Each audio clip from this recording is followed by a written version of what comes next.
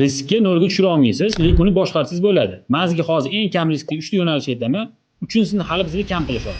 Birinchisi, odamlar har qanday holatda voz kecha olmaydigan sohalar bor. Bular oziq-ovqat, tibbiyot va ta'lim. Inqiroz bo'lsa ham, karantinni eslaylik, odamlar ovqatlanishdan to'xtamagan, dori-darmon, onlayn bo'lsa ham farzandni o'qitgan. To'g'ri, bu sohalarda raqobat katta, lekin mijoz tuganmaydi. Ikkinchisi, katta kapital talab qilmaydigan xizmatlar bor. Risk qattiq katta.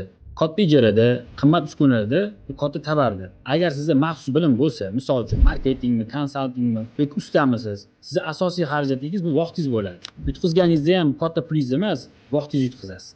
Uchinchisi bu franshiza.